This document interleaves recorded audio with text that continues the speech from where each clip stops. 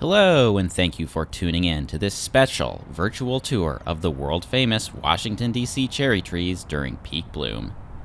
As you could see in the background, that was the Jefferson Memorial, which means that we are currently on the north side of the Tidal Basin. Over the next hour or so, I'm going to walk the Tidal Basin loop and show you the sights along the way. Obviously, there are the cherry trees themselves, but there are also three major Washington, D.C. monuments along the route: the Martin Luther King Jr Memorial, the Franklin Delano Roosevelt Memorial, and the Jefferson Memorial. Monuments for three men who lived at three very different periods of our country's history, but were all significant in their own right. If you're watching this in 2021, then you know that the past year has been rough for Washington, D.C. tourism. Peak bloom is usually one of the most fun, exciting, and busiest times of year here. But this year, the National Park Service really did everything they could to discourage people from coming down here to see the blossoms. And honestly, with the Smithsonian museums and most of the indoor sites still closed, it's not surprising that most people decided not to travel. The reason I'm saying all of this is because it actually made for a pretty nice, peaceful experience. And if you're watching this in the future, you might be tempted to think this is what you can expect in a typical year. But it's really not. I think post-COVID, crowds will probably be a lot heavier than what you're about to see, just like they were in the past. And if you're watching this in the future, that's also the reason why many of the people you'll see in the video have face masks. Actually, hi, down here in the lower left corner. I haven't even introduced myself yet. If you're new to the Trip Hacks DC YouTube channel, my name is Rob. I'm a tour guide and the founder of Trip Hacks DC Tours. If you stumbled onto this video because you're interested in traveling to Washington, D.C., can I ask you to consider subscribing to the channel? I currently have over 150 videos to help you prepare for a Washington, D.C. trip, including all of my best tips, tricks, and travel hacks as a local and a tour guide. And since travel is going to be quite a bit different post-COVID, as long as you're subscribed, you won't miss any of my future travel updates. With that said, I'll disappear so we can get back to the blossoms. Okay, now that we've made it across Independence Avenue, we can begin our route. So, as you can probably see, there is a beautiful sunrise off to the east, and that is because I recorded this video around 7 a.m. in the morning, so we'll be able to get some spectacular views of the sunrise as we go around the Tidal Basin. Now, this little area here is significant because it's the site of the first planting of the cherry blossoms, and that happened over 100 years ago in March of 1912. It was a rather modest ceremony featuring two noteworthy women. We had First Lady Helen Taft, who was, of course, the wife of President William Howard Taft, and then we had Viscountess Chinda, the wife of the Ambassador of Japan. So the two of them came to this location. They planted the original cherry trees, and even though it was a modest ceremony, you could say that was the first National Cherry Blossom Festival. Now right here is the Japanese lantern. This thing is fascinating. It's 370 years old. It's about 8.5 feet tall, and it's a granite lantern. It was created all those years back for the funeral of a Japanese shogun. And the Japanese tried to give it to us earlier, but in the 1920s, but that didn't work out. So they eventually gave it to us in 1954, which is a significant year because that is the 100th anniversary of Commodore Matthew Perry's opening of the American trade with Japan. So it was actually created as a set of two lanterns, and if you Google it, you'll find blog posts and articles about the lanterns, and it will say that there's a park in Japan where our lantern's twin supposedly is. But the thing is that the park where this lantern allegedly is says they don't have it. They're confident that it exists somewhere, it's just not in their park. Now, the lantern stands as a symbol of friendship between Japan and the United States, and in the before times, it was also significant for the National Cherry Blossom Festival, because during the opening ceremonies, a festival official would come here and they would light it, and that would basically kick off the National Cherry Blossom Festival. So it was pretty interesting, pretty fun, and pretty significant.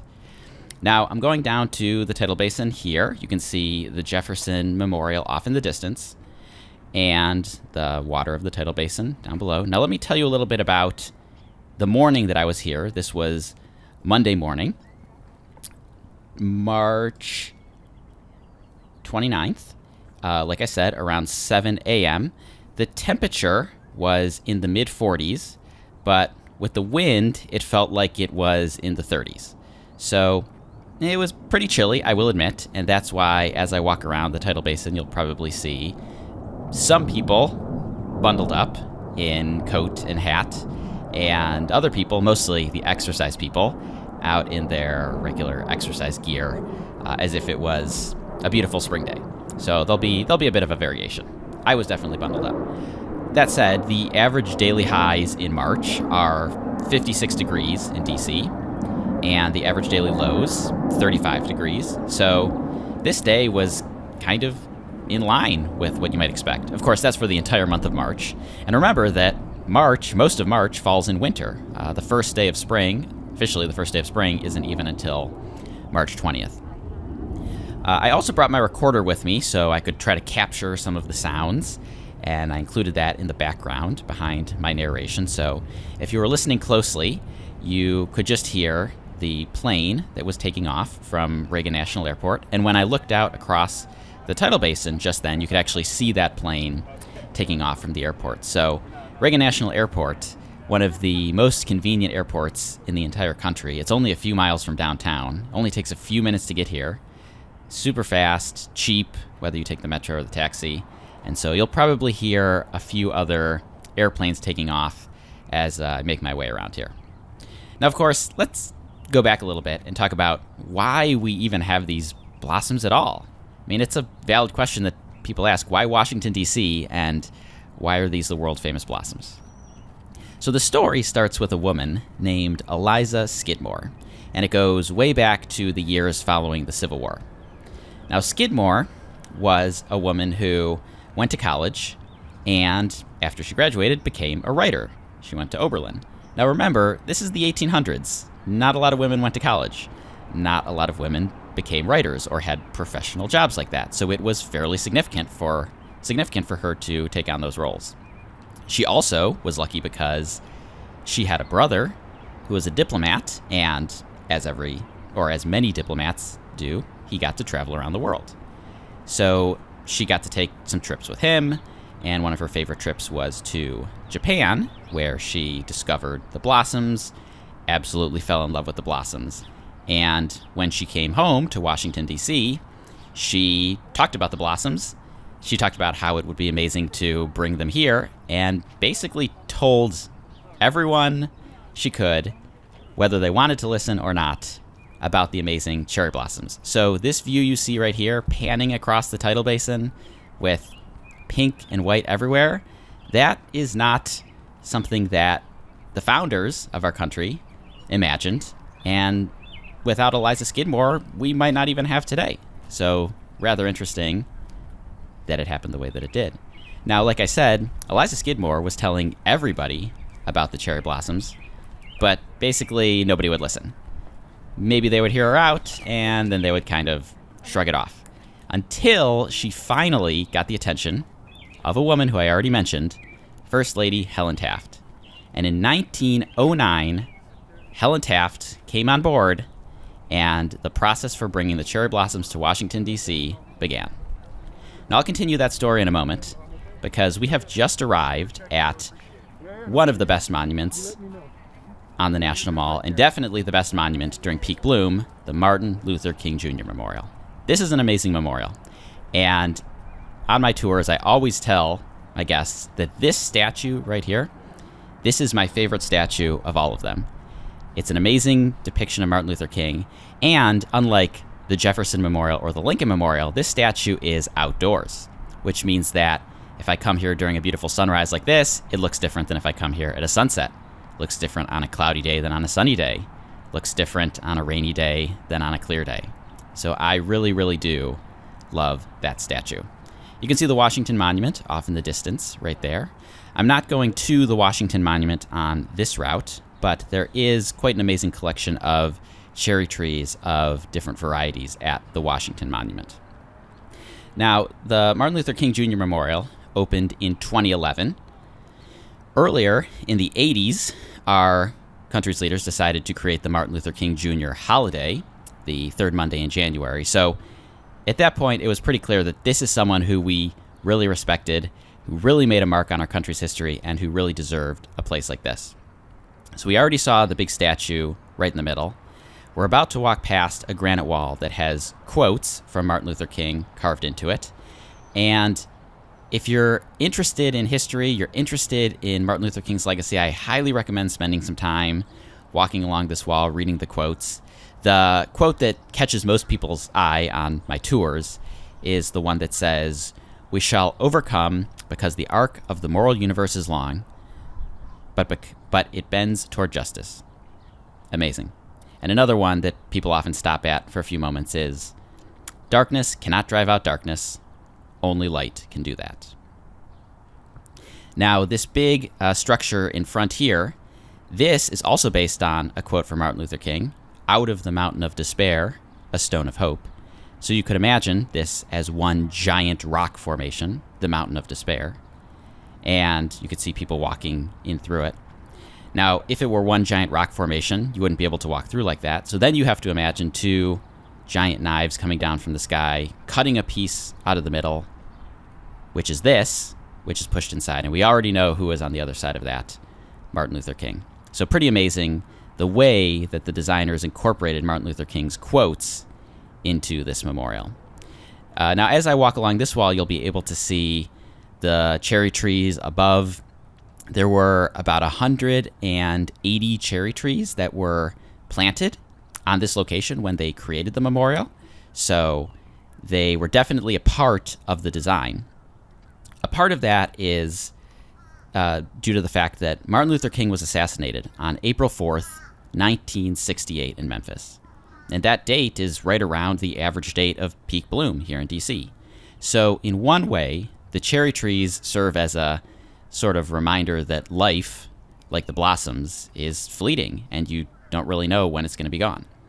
But in another way, you could think of it as the beauty of the cherry trees, adding a sense of hope as you visit this memorial and you reflect on Martin Luther King's life and his accomplishments during his 39 years. He only lived to 39 years of age, which is very unfortunate. When this memorial opened, they assigned it an address, 1964 Independence Avenue Southwest, and they didn't just make that up at random.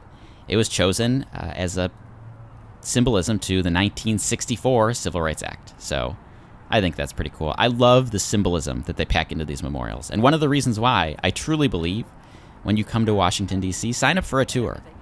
It could be a TripHacks DC tour, but it doesn't have to be because there's so much symbolism packed into these memorials that when you walk around, wander around on your own, you just don't necessarily get.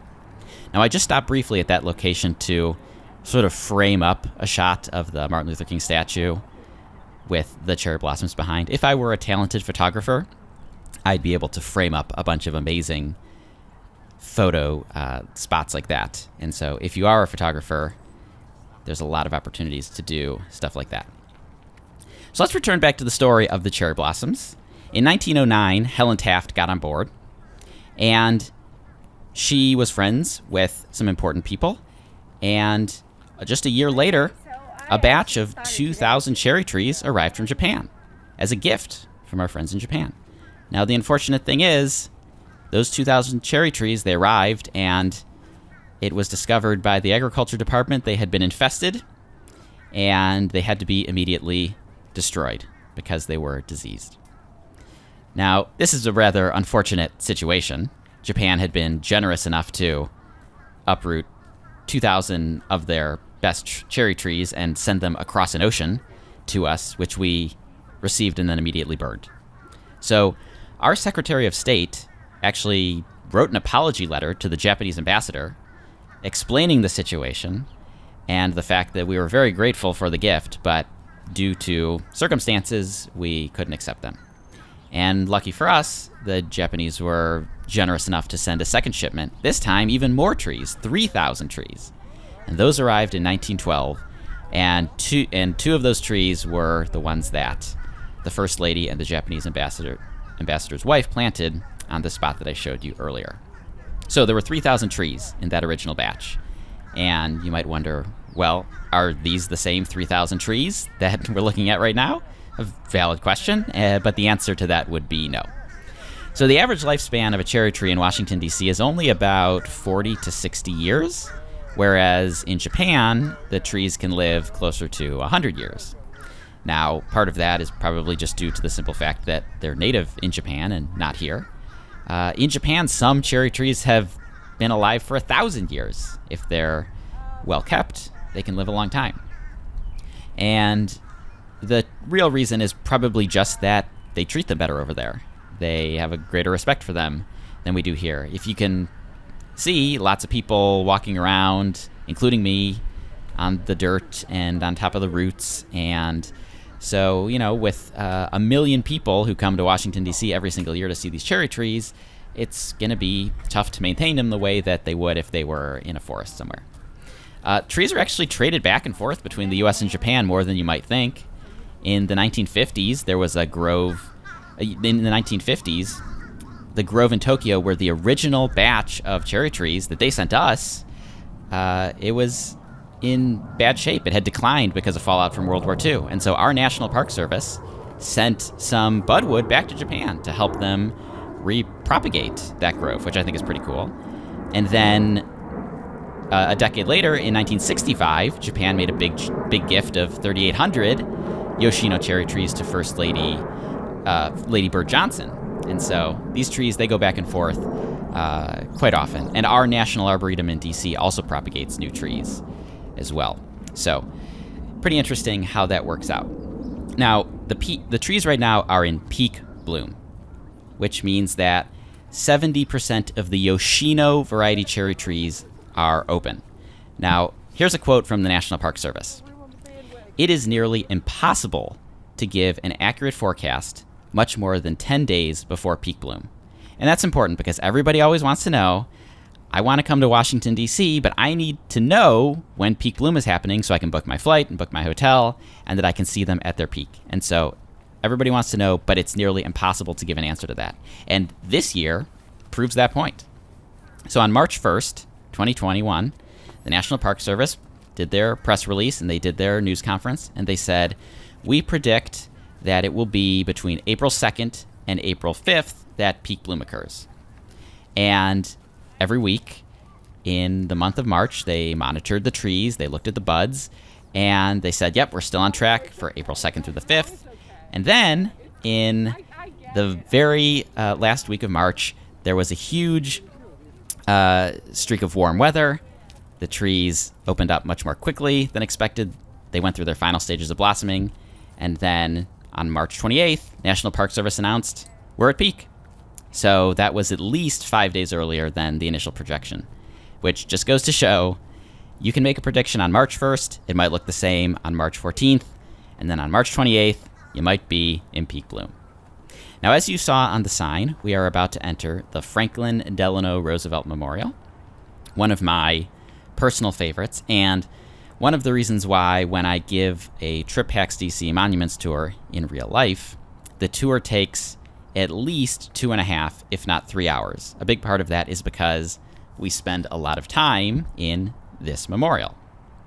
Franklin Delano Roosevelt is the only president to serve more than 2 terms, and because he served more years than anyone else, it sort of makes sense that he has the biggest memorial.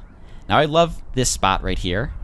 You can see the Washington Monument a little bit in the background with those cherry trees. I always stop and take family photos of my guests on a Trip Hacks DC tour from that spot. But because Franklin Delano Roosevelt served 12 years, he has a memorial that honors all of those terms. Now, he was elected 4 times. And if you're doing the math in your head, you might say, okay, 4 times 4 is 16. Why did he serve only 12 and not 16? And that's because he died in office very shortly after the beginning of his 4th term. Now, I'm going to walk through this memorial, but before I do that, I wanted to come over to this spot for 2 reasons. First, to show you this beautiful magnolia tree. This is not a cherry blossom tree, and I feel like The magnolias really don't get a fair shake in Washington, D.C. They're awesome, they're beautiful, but they always just kind of play second fiddle to the cherry blossoms. And the second reason I wanted to come over here is to show you the statue of Franklin Roosevelt in his wheelchair. Now, this was not part of the original FDR Memorial. It was added a few years later after folks looked at the statue of FDR inside and thought it was unfair that we were covering up the fact that he was disabled and he used a wheelchair. Now, historically, people who lived during that time didn't know, because FDR really went to great lengths to hide his disability in his wheelchair. And there's very few photos floating around in the world of FDR in his wheelchair. So it kind of makes sense that that wasn't included in the original design. But this memorial opened in the 1990s. And the 1990s was a lot different time than the 1930s and 40s. And people said, it's time. It's time to show that if you use a wheelchair like FDR, you can do anything, even to become president. Now, this little sad-looking sign here says pool closed, with another descriptive sign from the National Park Service. Where's the water? Which is a good question. Unfortunately, water is a big part of the design of this memorial, and it just doesn't work, and it hasn't in several years. The infrastructure was actually damaged during a particularly wet and rainy year a few years back, ironically. The underbelly of the memorial was flooded, and a lot of the equipment damaged. Water's a big part of this memorial for a few reasons. Firstly, because water was an important part of FDR's life. He spent a lot of time at his home in Warm Springs in Georgia. He was the president who had the indoor swimming pool installed at the White House, which is now the press briefing room.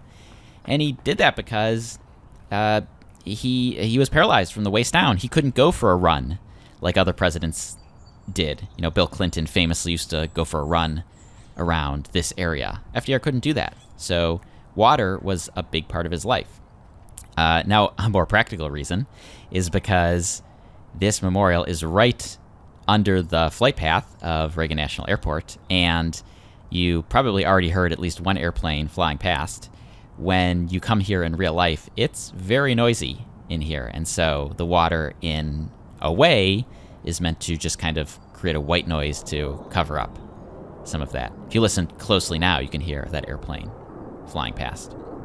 Now, the memorial is actually a chronological story of FDR's presidency. So we have already gone through his first and second terms. I'm not telling the full story because this is mostly supposed to be focused on the cherry blossoms, and you can come on a tour to hear about the memorial itself. This hallway right here is called the March to War, as we're about to walk into the part of the memorial that symbolizes FDR's third term, which was heavily about U.S. involvement in World War II. But it's a beautiful hallway at this time of year because the cherry trees are hanging above in bloom. It really does look quite spectacular. And up above ahead, you can see the statue of FDR, but in front of that, you can kind of see to the left and to the right these stones that are kind of tossed into the middle of the memorial here. And that's all part of the symbolism of the chaos in the world during World War II. Now, this statue of FDR here is not just the former president himself, but on his left, his trusty Scottish Terrier named Fala. And Fala is an important dog because most dogs who live in the White House are, I guess you could say, the family pet. They're not there just for the president. They're there for the whole family, for the kids. Fala, on the other hand, was really the president's dog. He was the president's best friend, a big part of his life. There's a quote that you'll often hear tossed around and attributed to Harry Truman, which is, if you want a friend in Washington, you need to get a dog, which is really a way of saying that it's a cutthroat kind of place, and if you work in politics, people are always going to be trying to stab you in the back, and they're going to pretend to be your friends, but if you want a real friend, you've got to get a dog. Historians have studied this extensively and concluded that Truman probably didn't say this, but it's a good quote, and it's kind of harmless, so people still say it anyway. Here's a statue of Eleanor Roosevelt, our first ambassador to the United Nations. Now, if you thought I was going to say the First Lady, that would be unfortunate, because this statue in particular honors Eleanor Roosevelt, a diplomat, and that is why the UN logo appears behind her. That said, she was still the First Lady, and this is the Franklin Delano Roosevelt Memorial. But Eleanor is the only first lady to appear in statue form in a presidential memorial like this. So, quite interesting, even if she really is meant to be remembered as Ambassador Roosevelt rather than First Lady. So how long are these flowers going to stay like this? How long does peak bloom last? Well, that's another one that's pretty hard to answer. I can give you an answer based on the average, which is about 1 week. So these came into bloom on Sunday, March 28th, which means that by the following Sunday, I would probably expect them to have fallen off. Now, in ideal conditions, they can possibly last up to 2 weeks. But this is Washington, D.C. We are probably not going to have ideal conditions, which would be warm, dry, not windy. And I can already tell you that the predicted weather for this week was not great. We had storms on Wednesday, 3 days after peak bloom. We had gusty winds on Thursday.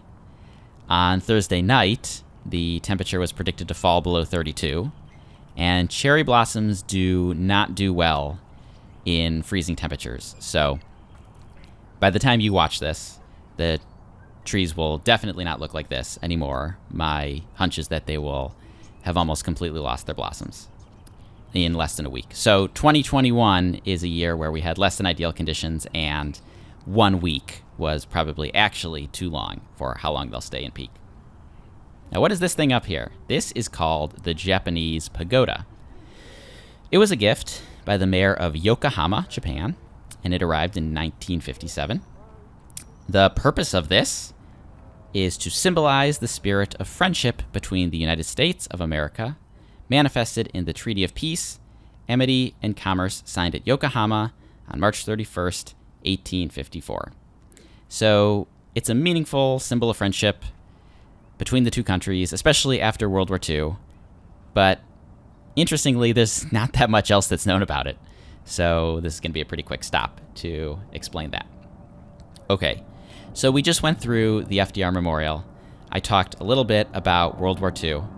And so we have to address the question of what about the fact that we had all of these Japanese cherry trees in the capital of the United States during World War II? And that's a great question.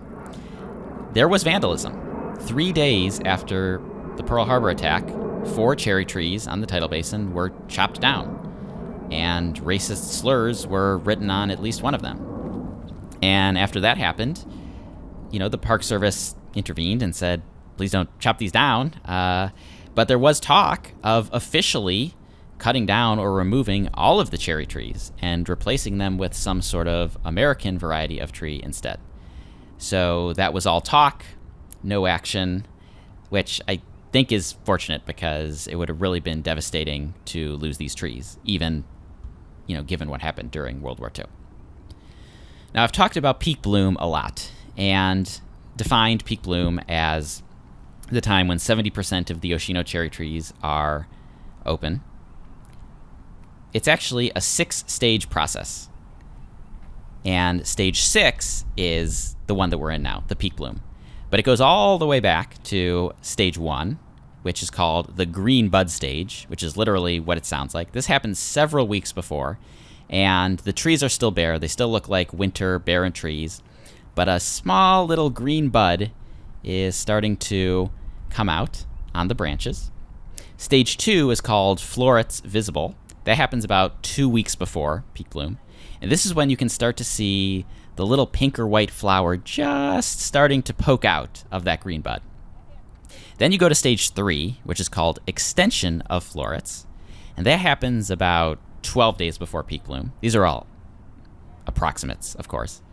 And stage 3 is when the pink or white flower starts to grow out of the green bud, but it's still completely closed. Then you have stage 4, which is called peduncle elongation, which is a favorite of tour guides because it's a funny word and it's fun to say. Peduncle elongation. That typically happens 6 to 10 days before peak bloom, and it's when the peduncles, or I guess just the flower stems, get longer and the individual blossoms can actually start to be seen. Then you get to stage 5, which is called fluffy white, or I sometimes heard it called puffy white.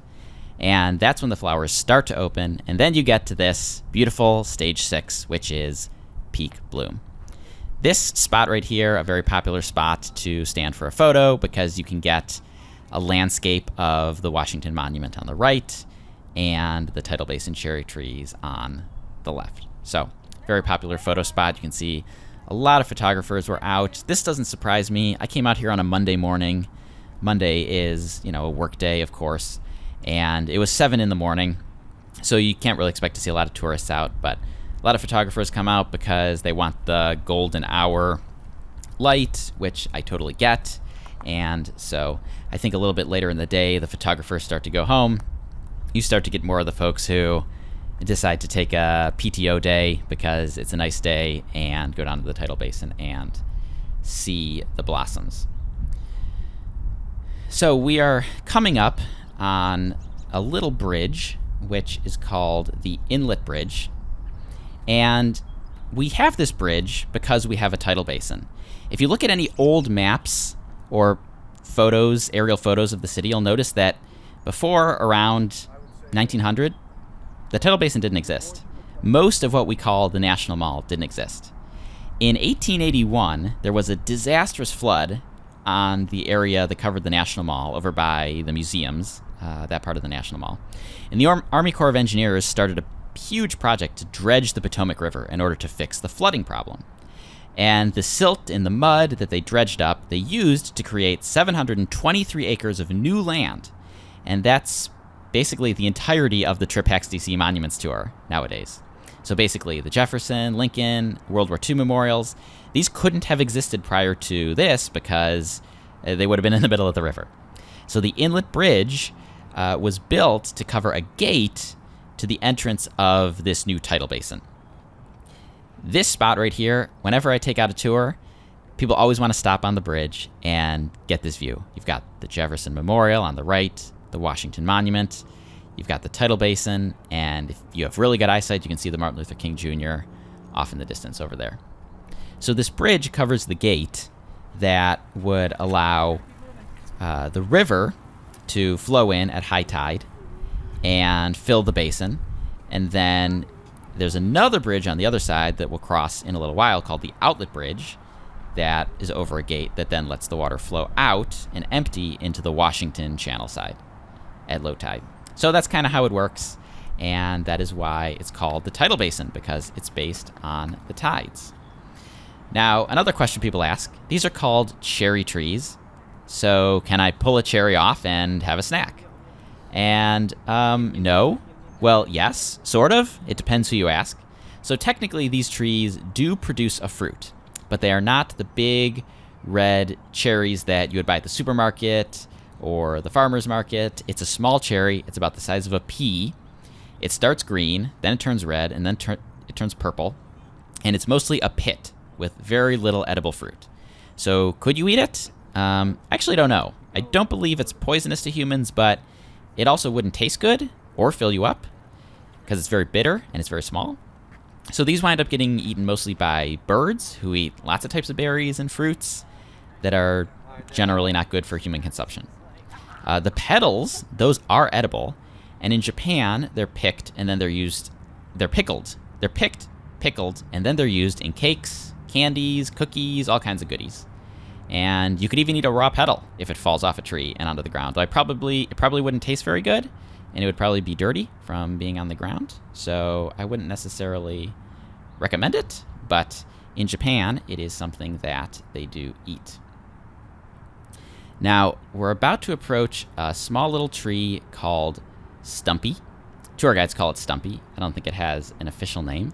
And this is also known as the little cherry tree that could, because if you look at it, it just doesn't look like it should be here. It looks like it's damaged, that it shouldn't still be living, and yet every year it continues to blossom, which is quite an amazing thing. This became kind of the mascot of 2020 when we were all stuck indoors, and even I didn't come down to the Tidal Basin. 2020 was my first year pretty much completely missing the cherry blossoms, and people would think about little Stumpy over here and say, you know what, if Stumpy can do it, blossom, flower, stay alive, then yeah, we all can do it. And so I think that's kind of a cute little story. Now, do these cherry trees have natural predators? Well, humans, of course, walking all over the roots, picking at the blossoms, certainly not good for them. But beavers are the animal that is the predator to the cherry trees. Now, in 1999, some stuff went down. Visitors came down to the Tidal Basin in 1999, and they discovered that a cherry tree in full bloom had been completely chopped down, or rather, gnawed down. This set off, basically, a manhunt, or rather, a beaver hunt, to find the criminal animal who had done it. Local volunteers were walking around the Tidal Basin with flashlights. They're trying to help out. Eventually, the Park Service trapped a big female beaver, and at that point, people said, all right, what an ordeal, but I'm glad it's over. But it wasn't. The park rangers then caught a 1-year-old beaver pup, and then, over a week after the entire thing started, they caught a large male beaver. So, in the end, an entire family, mom, dad, and child, were caught. And the Park Service never said exactly what they did with the beavers. I'm sure they took them out to the country somewhere and set them free. But beavers attacked again this year. So, over the winter, a Park Service staff member found a Yoshino cherry tree. It had been obviously snacked on by a beaver. And so that is why, as I've walked around, you might have noticed some of the trees, especially the younger ones or the more vulnerable ones, they have little fences up around the base. It's only a foot or two high, and you might wonder, like, well, what exactly is this fence doing here? What is it keeping in or out? And it's keeping out the beavers who would, come in through the basin, and then they would snack on the cherry trees. So we are approaching the Jefferson Memorial.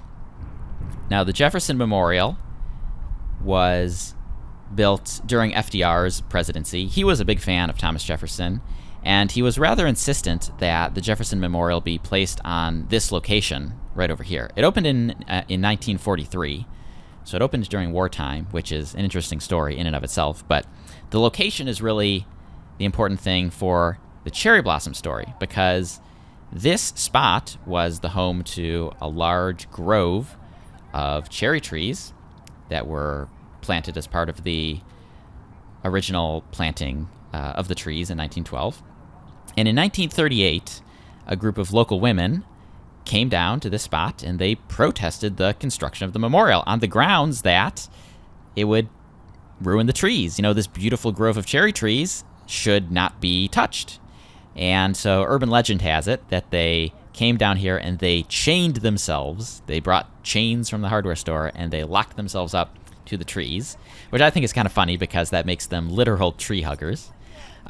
But this story depends who's telling the story as to exactly what happened. Other people who tell the story say that these women came and they were fighting with the construction workers. They tried to take away their shovels. And they were basically just causing a lot of trouble and making it difficult for the construction workers to do their job, which was to remove the trees and start construction on the monument. And one of the most famous stories, which is probably not true but gets told all the time, is that the way that the construction workers eventually lured these ladies away was by bringing tea and lemonade and cookies and other delicious snacks and, most importantly, beverages, and giving it to the ladies until they eventually had to use the facilities, which meant that they had to leave the area. And so they were able to get them to leave and then proceed with construction on the monument. But the key thing is that the women were not totally, it was not a total waste of their time, because instead of destroying a bunch of cherry trees, the agreement was that the trees would be uprooted and then replaced or replanted around the Tidal Basin. So it wound up being something that actually worked out quite well. Now, going back to the point about beavers, the beaver is the natural enemy of the cherry trees, but it's also the mascot of the National Cherry Blossom Festival. And the beaver's name is Paddles, Paddles the beaver. He's a cartoon beaver, and he's holding a red stop sign that says, please don't pick the blossoms or climb the trees. Pretty simple stuff, right? Interestingly, Paddles isn't even that old. The Cherry Blossom Festival goes back decades, but Paddles only made his debut in 2007. And he was invented by a guy named John Kirkpatrick, who had previously worked at a corporate job, got burned out by the cubicle life, and wanted a job where he could be out in nature, and hence he became a park ranger. But his corporate job gave him some skills in marketing and branding that would actually turn out to be quite useful. Now, the reason Paddles was created at all is because there used to be a huge problem with visitors disrespecting these cherry trees. These are already very delicate trees. And one of the reasons why they live shorter lives in the US than in Japan, most likely, is because people here abuse them a lot more. So, for example, in the 90s and in the 2000s, it wouldn't be uncommon during peak bloom to walk around, just like I am right now, and see 1,000 people with cherry flowers in their hands that they had just pulled right off of the trees and that they were going to take home as a souvenir, which, as you can imagine, is absolutely terrible for the health of the trees. So this park ranger, John, created Paddles to be kind of like a Smokey the Bear, but for the cherry blossoms. And it worked. So they debuted Paddles, and then the number of people who abused the cherry trees really went down. Now, that's not to say that it stopped it completely, and when you come, you'll still see some bad behaviors, but it really did help a lot. Now, technically speaking, picking a blossom off of a cherry tree on the Tidal Basin is a federal crime, vandalism of federal property. And if you read listicles about the cherry blossoms or Reader's Digest articles, these little fluff pieces, there's usually some point in there somewhere about how you can be arrested if you mess with the blossoms, which I suppose is technically true, though I've never actually witnessed anyone get busted for something like that. But the really interesting question is, why is a beaver the mascot of the Cherry Blossom Festival and not literally any other animal? It would kind of be like making Cruella de Vil the spokesperson for the Humane Society. And to me, the funny reason is because Park Ranger John said the beaver is the only animal he knew how to draw. So it was more of a hilarious coincidence that it wound up being the enemy of the cherry trees rather than some intentional reason why we picked Paddles the beaver versus Paddles the fill-in-the-blank animal instead. So thank Park Ranger John if you ever see him out and about. Now, coming up on the right is an important cherry tree that's called the indicator tree. Now, this tree is called the indicator tree because it blooms about 1 week earlier than most of the cherry trees. So it's literally an indicator. It's used to predict when the other trees will come into bloom. And this one's interesting because the Park Service actually has really good data on most of the trees. If you look really closely, you'll notice each tree comes with a little metal tag, and it will say the type of tree, like if it's a Yoshino or a different variety, and it will say its age, when it was planted, its ID number. The indicator tree is kind of a mystery. They actually don't know who planted it, when it was planted, even what species of cherry tree it is. Now, is it the perfect indicator of peak bloom? No. But when it's already so hard to predict peak bloom, we'll take any help that we can get. Love this spot right here.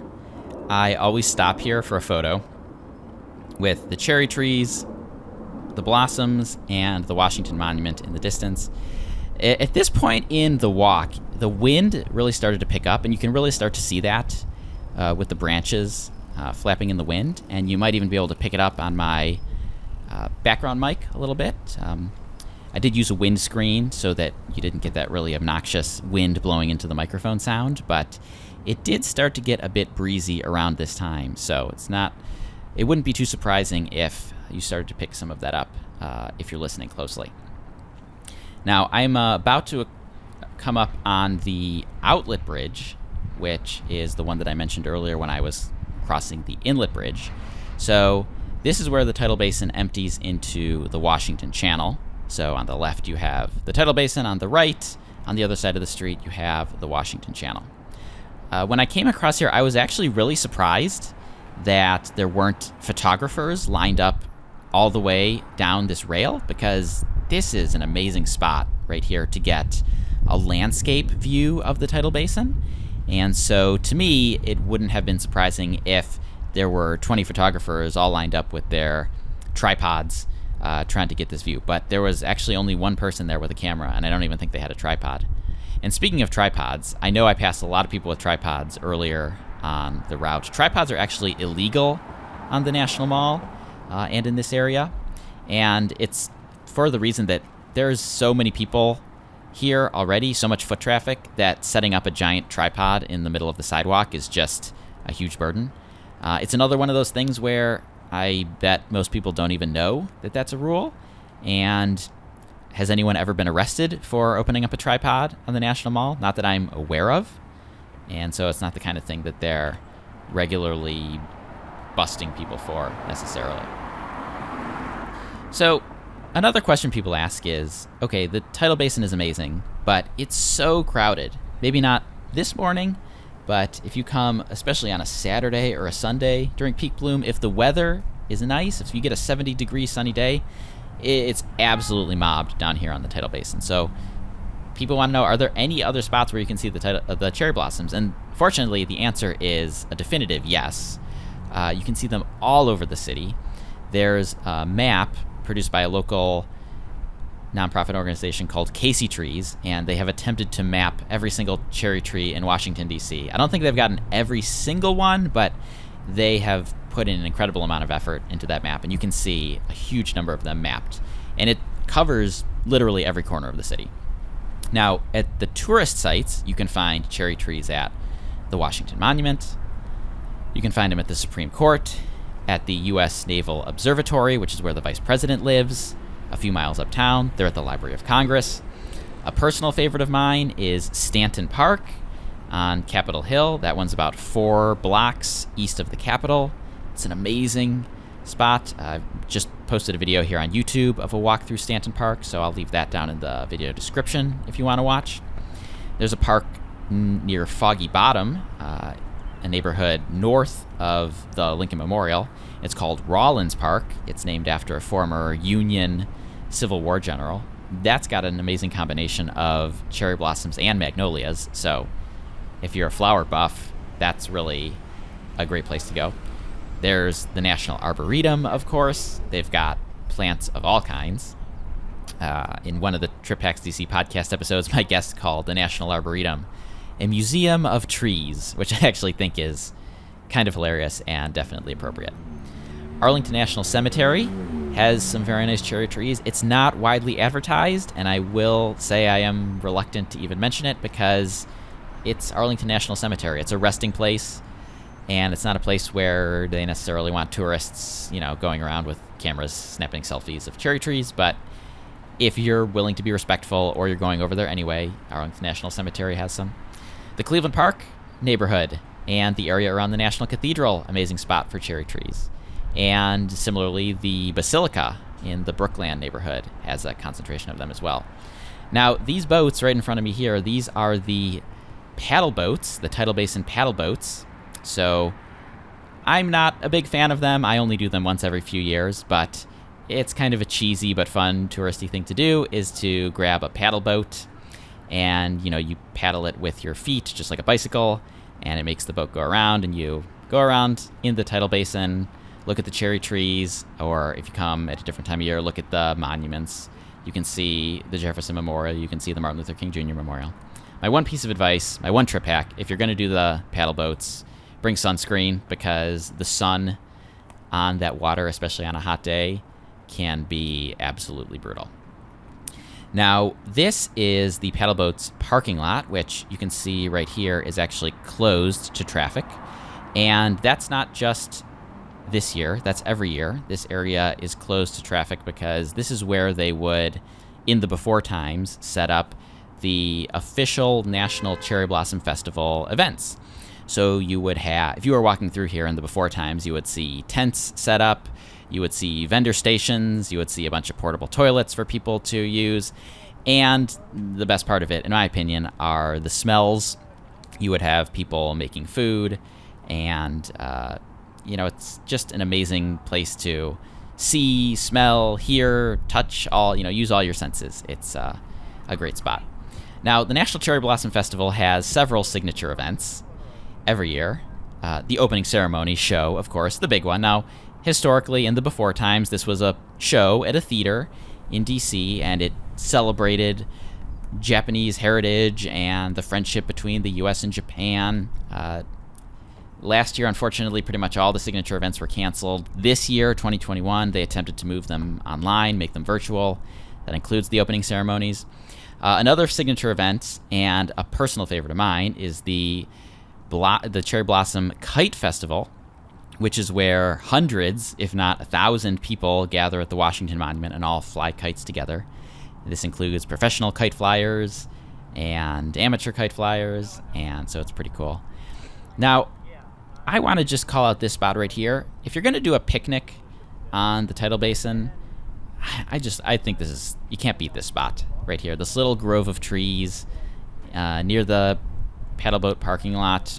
Pack a sack lunch, bring it down here, try to keep your trash to a minimum, and then just sit under these trees and have a picnic lunch. And in Japan, picnicking under the cherry trees, that's a tradition. So why not do it here as well? Another one of the signature events at the Cherry Blossom Festival is called Pedalpalooza, which has all kinds of interactive art, live music, fun for kids, and fireworks. Everybody loves the fireworks. And there's also, of course, the parade, which is giant, colorful helium balloons, elaborate floats, marching bands. They come in from all across the country. There's celebrity entertainers. It's really, if Washington, D.C. is going to have a parade that's close to the Macy's Thanksgiving Parade, our Cherry Blossom Parade is going to be it. Now, we also do have a 4th of July parade, but that one is a little bit different. That's more of a patriotic type parade. This year, 2021, they had some new events or replacement events.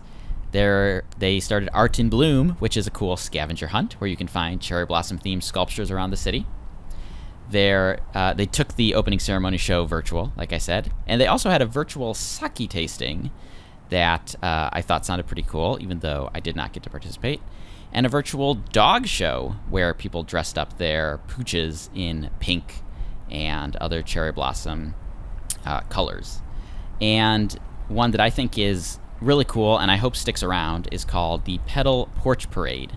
And with this, they encouraged people to decorate their front yards, their porches, their windows, their balconies, whatever you have, whether you're in a house, an apartment, whatever.